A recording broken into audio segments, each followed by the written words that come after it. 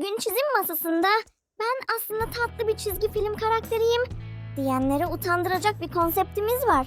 Kalemleri hazırlayın. Bugün birlikte çiziyoruz.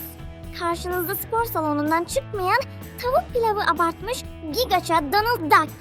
Mickey Mouse orada peynir kovalarken bizim Donald salonun altını üstüne getirmiş. Şu puzzle'lara, şu 6 baklava karın kaslarına bir bakın. Sesi hala vak vak diye mi çıkıyor yoksa ağırlığı bas diye mi bağırıyor emin değilim.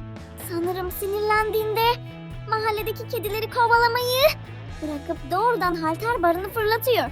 Peki size soruyorum. Sizce bu kaslı Donald Duck'ın girdiği bir spor salonunda bench press rekoru kaç kilodur? Kesin 250 basar diyenler veya sadece hava atıyor diyenler hemen yorumlar kısmında fikrini belirtsin. Orada kapışalım. Eğer Donald'ın bu motivasyon dolu formunu beğendiyseniz ve yüzünüzü biraz olsun güldürdüyse emeğin karşılığı olarak videoyu beğenmeyi unutmayın. Ailemize katılmak ve sonraki birlikte çizelim macerasında hangi karakteri kas kütlesine dönüştüreceğimize karar vermek için kanala abone olup bildirim zilini açın. Yeni bir sonraki çizimde görüşmek üzere.